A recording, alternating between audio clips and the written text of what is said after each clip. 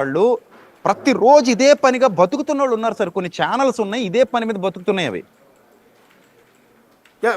అవి మీద ఒక వీడియో ఈ అంశం మీద, సోషల్ మీడియా అంశం మీద మీద ఒక వీడియో నేను చూశానండి. ఆ వీడియోలో మీరు చాలా ఎంత బాగా చెప్పారంటే, ఒక మతంలో కొనసాగుతున్న వాళ్ళు ఇంకొక మతం గురించి కించపరిచేలా కానీ, బూతులు మాట్లాడటం కానీ, ఆ దేవుళ్ళని తిట్టడం కానీ, ఆయా మతాలకు సంబంధించిన దేవుడు కావచ్చు, అల్లా కావచ్చు, జీసస్ కావచ్చు, ఎవరినైనా సరే దూషించడం అనేది చేసి అతి కిరాతకమైన తప్పు అని మీరు ఒక వీడియోలో చెప్పారు. నిజంగా అది అవునండి, అద్భుతమైన చాలా రోజులుగా చెప్తున్నాను సార్ అది. కానీ దీన్ని గవర్నమెంట్ కూడా కొంత మానిటర్ చేస్తున్నట్టు అనిపించట్లేదండి. ఈ రకంగా మతాలకు సంబంధించిన అంశం అనేది చాలా చాలా సెన్సిటివ్. అది ఇలా ఇష్టం వచ్చినట్టు ఎదుటి మతాల గురించి ఈ విధంగా బూతులు తిడుతూ, ఆ దేవతలని దేవుళ్ళని ఉద్దేశించి తిడుతూ, విగ్రహాలు దేవాలయాల గురించి బూతులు తిడుతూ వీడియోలు చేస్తున్నా కూడా ప్రభుత్వం వాటిని తీయించేయటం కానీ, ఆ ఇన్స్ట్రక్షన్స్ కానీ ఎక్కడా కనిపించట్లేదండి. అవునండి. ఇప్పుడండి ముఖ్యంగానండి క్రైస్తవ్యం అనేసరికి చాలా చులకనగా పోస్టులు పెట్టేవాళ్ళు చాలా మంది ఉన్నారు సార్. అవును అవును. క్రిస్మస్ దగ్గరకు వచ్చేసరికి మరియమ్మను దూషిస్తూ పోస్టులు పెడతారు. అవునండి. యేసుక్రీస్తుని దూషిస్తూ పోస్టులు పెడతారు. అవును. సో అలా కొందరు వ్యక్తులు సార్, అందరూ కాదు, చాలా మంది, అన్ని మతాల్లో చాలా మంది మంచోళ్ళు ఉన్నారు. అవును. కొంతమంది చీడ పురుగులు కూడా ఉన్నారు, అన్ని మతాల్లో ఉన్నారు అలాంటి వాళ్ళు. అవునండి. ఈ దూషిస్తూ పోస్టులు పెట్టడం వల్ల వ్యక్తిగత ద్వేషాలు పెరిగిపోతున్నాయి. ఆ వ్యక్తిగత ద్వేషం కాస్త సమూహ ద్వేషంగా మారిపోతుంది. అవునండి. అప్పుడు మనం ఈ సమూహ ద్వేషాలు పెరిగిపోతే రేపు పొద్దున మన పిల్లలు స్కూళ్ళలో ఎలా చదువుకోవాలి, మన పిల్లలు ఒకరితో ఒకరు సామరస్యంగా ఎలా ఉండాలి, ఇలాంటి భారతదేశం మనకి ఎందుకండి? భిన్నత్వం ఏకత్వం కలిగిన భారతదేశం మనకు కావాలి. అందరినీ సహృదయంతో కలుపుకుపోయే భారతదేశం మనకు కావాలి. ప్రేమతో కూడుకున్న భారతదేశం మనకు కావాలి. ఈ కొట్లాటలు గొడవలు ఇవి కాదు కదండి. అవును.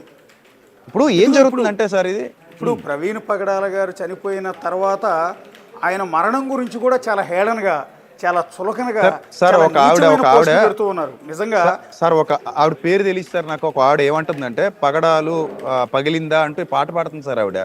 చూసానండి. రాధా మనోహర్ దాస్ గారి శిష్యురాలట సార్ ఆవిడ. ఆవిడ ఎక్కడో వైజాగ్ బహుశా అటు ఏమో తెలీదండి. వైజాగ్ రాధా మనోహర్ దాస్ అనే వ్యక్తి యొక్క శిష్యురాలట ఆవిడ. అవును. ఆవిడే చెప్పుకుందట, మా గురువు గారు అని చెప్పుకుంటుందట వీడియోలో. నాకు ఆవిడ ఎవరో కూడా తెలీదు. అవునండి. సో ఆవిడ నా గురించి కూడా ఏవో 2-3 వీడియోలు మాట్లాడి పెట్టిందట. ఆవిడ ఎవరో కూడా నాకు తెలియదు. అవునండి. ఎవరో చూశాను. అది నిజంగా తప్పు. అది ఇక్కడ స్వయం నిగ్రహం కావాలి, స్వయం నియంత్రణ కావాలి ఇలాంటి అంశాల్లో. కనీసం ఏమండి కొన్ని విషయాలు మనకు తెలిసి మాట్లాడడం సార్, గ్రంథాల్లో ఉన్న విషయాలు. అవును, మనోభావాలు దెబ్బతింటాయి, వాళ్ళని బాధ పెట్టకూడదని కొన్ని తెలిసినా కూడా మాట్లాడకూడదు సార్. అది సంస్కారం అది. అవునండి. ఇప్పుడు కొన్ని విషయాలు ఉంటాయి, ఆ రోజుల్లో ఆ కాలంలో అలా రాసి ఉండొచ్చు, లేదా ఆనాటి సంభవాలు, ఆనాటి సమకాలీన సమాజం అలా ఉండుండొచ్చు. అవునండి. అవి ఇప్పుడు యాప్ట్ అయ్యేవి కావు కొన్ని.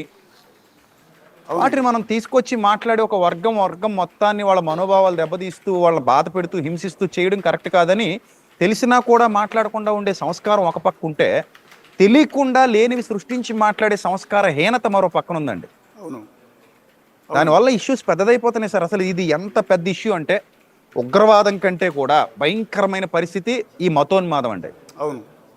ఇంకా ఉగ్రవాదమే బెటర్ ఏమో అనిపిస్తుంది మతోన్మాదంతో పోల్చుకుంటే. అవునండి. అంత భయంకరమైన పరిస్థితి, చాప కింద నీరులా వేళ్ళూనుకుపోతుందండి. చాలా మంది జీవితాలు ఛిద్రమైపోతాయి. రాబోయే రోజుల్లో చాలా భయంకరమైన పరిస్థితులు మనం ఎదుర్కోవాల్సి వస్తుంది. అసలైన సమస్యల మీద పోరాటం మానేసి ఇలాంటి చిల్లర విషయాలకు మనుషులు అడాప్ట్ అయిపోతున్నారు. రోజు ఇదే పెంట కూడా. మీరు యూట్యూబ్కి వెళ్ళి చూడండి, ఫేస్బుక్ చూడండి, వాట్సాప్ చూడండి, రోజు ఇవే గొడవలు. ఒకప్పుడు యూట్యూబ్ లేని కాలంలో చాలా స్వయం నియంత్రణతో ఉండేవాళ్ళు అండి. ఇతర దేవుళ్ళ గురించి, లేకపోతే జీసస్ గురించి హిందువులు కానీ, లేకపోతే అల్లా గురించి హిందువులు కానీ, లేకపోతే హిందూ దేవుళ్ళ గురించి క్రిస్టియన్స్ కానీ, ముస్లిమ్స్ కానీ, ఇట్లా ఎక్కడ కూడా విమర్శించే వాళ్ళు 1% కూడా ఉండేవాళ్ళు కాదండి. మీరు అన్నట్టు ఈ మధ్యకాలంలో విపరీతం అయిపోతుంది. ఇక రెండోది, ఇక్కడ ఈ కేసులో మనం అనుమానాల గురించి మాట్లాడుతున్నాం. ఇందులో ఫస్ట్ ఆఫ్ ఆల్ మాకు వస్తున్న ఒక ముఖ్యమైన డౌట్ ఏంటంటే, రామ్మోహన్ అనే వ్యక్తితో లాస్ట్ కాల్ ప్రవీణ్ పగడాల గారు మాట్లాడినట్టుగా కొంత సమాచారం వచ్చింది. ఎవరండి ఆ రామ్మోహన్? అసలు ఆయన ఫస్ట్ స్పాట్కి వెళ్ళింది కూడా ఆయనే అని చెప్తూ ఉన్నారు. రామ్మోహన్ అనే ఆయన ప్రవీణ్ గారి కోఆర్డినేటర్ అండి, ఇక్కడే ఉంటారు. ఓకే. ఆయన లాస్ట్ టైం మా సెమినార్కి కూడా అటెండ్ అయ్యాడు. ప్రవీణ్ గారితో పాటు తను కూడా వచ్చాడు. ఓకే. మాతో కలిసి డిన్నర్ చేశాడు. సో నాకు అప్పుడు పరిచయం, అంతకు ముందు కూడా ఎప్పుడో ఒకసారి చూసినట్టున్నాను. మొన్న రీసెంట్గా స్పాట్లో కూడా గవర్నమెంట్ హాస్పిటల్ దగ్గర వాళ్ళ వైఫ్ ఉండగా నేను అడిగాను. ఓకే. రామ్మోహన్ స్టేషన్కి వెళ్ళాడు. స్టేషన్కి వెళ్ళి వచ్చిన తర్వాత నేను రామ్మోహన్ అడిగా, రామ్మోహన్ ఏంటి విషయం అంటే యాక్సిడెంట్ అన్నారండి అన్నాడు. అండం కాదయ్యా, అక్కడ పరిస్థితి అలా లేదు, నేను స్పాట్ నుంచి ఇక్కడికి వస్తున్నాను, ఓకే. అక్కడ పరిస్థితి అలా లేదు అంటే అప్పుడు అనుమానాస్పద మృతిగా ఎఫ్ఐఆర్ ఫైల్ చేయమని ఎస్పీ గారిని కోరడం జరిగింది. ఓకే. ఆయన కోఆర్డినేటర్ సార్, రామ్మోహన్ అనే వ్యక్తి మన ప్రవీణ్ గారి కోఆర్డినేటర్. ప్రవీణ్ గారి కోఆర్డినేటర్ అంటే రాజమండ్రి ఆ చుట్టుపక్కల ఆయన అటెండ్ అయ్యే కార్యక్రమాలన్నింటినీ కూడా మొత్తం ఎంటైర్ నిర్వహించడం కావచ్చు, అరేంజ్మెంట్స్ అన్ని చూడటం అదంతా కూడా ఆయన చూస్తారు, చూస్తాడు. ఓకే. ఓకే. యాక్చువల్లీ ఏంటంటే రామ్మోహన్ అనే వ్యక్తితో లాస్ట్ కాల్ మాట్లాడాడు అని చెప్పి ఆయన నంబర్ మేము సంపాదించాం. మొన్నటి నుంచి డైల్ చేస్తూనే ఉన్నాం, లిఫ్ట్ చేయట్లేదు. నిజంగా అసలు ఆయనకి ఏమన్నా అయిందా అనుకున్నాం మేము. లేదు, నిన్న ఆయన ఫ్యూనరల్లో పాల్గొన్నాడు కదా, హైదరాబాద్లో ఉన్నాడు ఆయన. ఉన్నాడండి. ఓకే. ఓకే. మీరు మాట్లాడుతున్నప్పుడు అక్కడే ఉన్నాడు ఆయన కూడా. ఓహో. ఓకే. ఓకే. నెక్స్ట్ నేను లైవ్ లో చూసాను. అవునండి.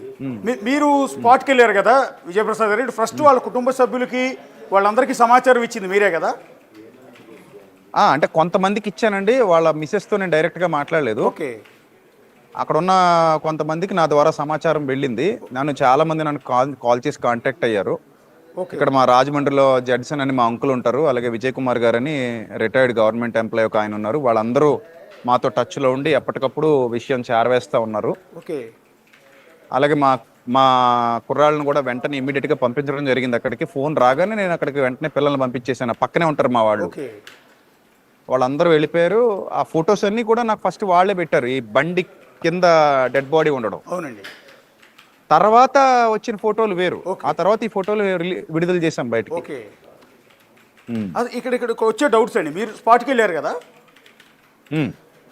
మీరు స్పాట్కి వెళ్ళినప్పుడు ఒకటి గమనించారా అంటే క్రైమ్ సీన్ని ప్రొటెక్ట్ చేయాలి పోలీసులు. బేసిక్గా క్రైమ్ సీన్లోకి ఎవరిని అక్కడ అడుగు పెట్టనివ్వకూడదు, టచ్ చేయనివ్వకూడదు, ఈవెన్ బుల్లెట్ను కూడా టచ్ చేయకూడదు, రక్తం మరకలు ఉన్నాయి తొక్కకూడదు.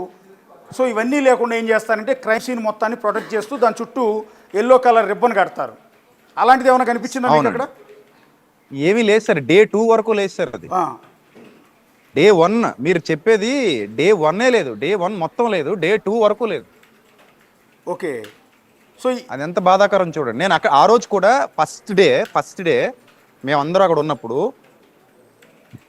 యంగ్ హోలీ టీమ్ జాన్విస్లీ గారు, మేమందరం ఫస్ట్ డే అక్కడ ప్రతాప్ సిన్హా గారు, అలాగే వికేఆర్ గారు, చాలా మంది టీం మధ్యాహ్నం నుంచి వచ్చారు, కొంతమంది ఏం పొద్దు నుంచే ఉన్నారు అక్కడ. ఓకే. సో ఆ రోజు పొద్దు నుంచి మేము అక్కడే ఉన్నాం. నేనున్నాను, యంగ్ హోలీ టీమ్ జాన్విస్లీ గారు ఉన్నారు, ఆ తర్వాత మధ్యాహ్నం నుంచి హోసన్న జాన్విస్లీ గారు వచ్చారు, ఇంకా చాలా మంది క్రైస్తవ పెద్దలు ఆల్రెడీ అక్కడికి చేరుకున్నారు, హలోనన్ గారు వచ్చారు, ఇంకా చాలా మంది క్రైస్తవ పెద్దలు వచ్చారు సార్ అక్కడికి. అప్పుడే నేను పోలీసులతో ఒక మాట చెప్పానండి, ఏమంటే అక్కడ క్రైమ్ సీన్ ప్రొటెక్ట్ చేయాలి కదా, అక్కడ చాలా ఇబ్బందిగా ఉంది, అక్కడ పంపించండి అని చెప్పానండి. ఇంకా చాలా మంది నాయకులు వచ్చారు, టీడీపీ నాయకులు వచ్చారు, వైసీపీ నాయకులు వచ్చారు, చాలా మంది నాయకులు వచ్చారు, క్రిస్టియన్ నాయకులు వచ్చారు. వాళ్ళందరూ వచ్చినప్పుడు కూడా నేను ఈ మాట అన్నాను, ఏమండి మనం అక్కడికి వెళ్దాం, ఎక్కడికి వెళ్దాం అంటే ఆల్రెడీ అక్కడ నుంచి వచ్చాను, అక్కడికి వెళ్ళి ఉపయోగం ఏమీ లేదు. సో అక్కడ ఆ క్రైమ్ సీన్ని వీళ్ళు ప్రొటెక్ట్ చేయాలి పోలీసులు అంటే, ఇద్దరు పోలీసులు వెళ్తున్నారన్నారు. సాయంత్రం మళ్ళీ 4-5 అయ్యాక మేము వెళ్ళాం, ఒక్క పోలీసు లేడు అక్కడ, క్రౌడ్ మొత్తం ఇష్టం వచ్చినట్టు తిరుగుతున్నారు. అవునండి, కొంతమంది బైక్ బట్టి లేపి దాంతో ఫోటోలు దిగుతున్నారు, కొంతమంది ఇష్టం వచ్చినట్టు. అసలు సాయంత్రం 5 గంటలకండి ఇది జరిగింది, సాయంత్రం 5 గంటలకి. ఓకే. డే 1 సాయంత్రం 5 గంటలకు కూడా ఎలాంటి చర్యలు అక్కడ జరగలేదు, తీసుకోలేదు. ఓకే. ఆ రోజు ఏం జరిగిందంటేనండి, రాజమండ్రిలో ఎవరో ఒక డాక్టర్ గారు ఎవరో చనిపోయారని విన్నాను నేను. ఓకే. మొత్తం రిపోర్టర్స్ అందరూ అక్కడే ఉన్నారట. ఓకే. మధ్యాహ్నం వరకు రిపోర్టర్స్ ఎవరు మాకు అందుబాటులో లేరు, మీరు మాత్రమే మాకు అందుబాటులోకి వచ్చారు. ఓకే. ఓకే. ఈ మీడియా ముఖంగా మీకు మా నిండు ధన్యవాదాలు. ఆ విషయంలో మీరు చాలా సపోర్ట్ చేశారు ఈ విషయంలో. సో అప్పుడు ఆ తర్వాత మీడియా వచ్చిన తర్వాత మీడియాలో చెప్పాము మేము, ఇలా అక్కడ ఎవరో ప్రొటెక్ట్ చేయట్లేదు, మరి పోలీసులు వెళ్ళలేదు. పోలీసులు కూడా చెప్పాము, ఏమంటే అక్కడ ఏదైనా చూడండి క్రైమ్ సీన్ మీరు చాలా జాగ్రత్తగా చూడకపోతే ఎలా పడితే అలా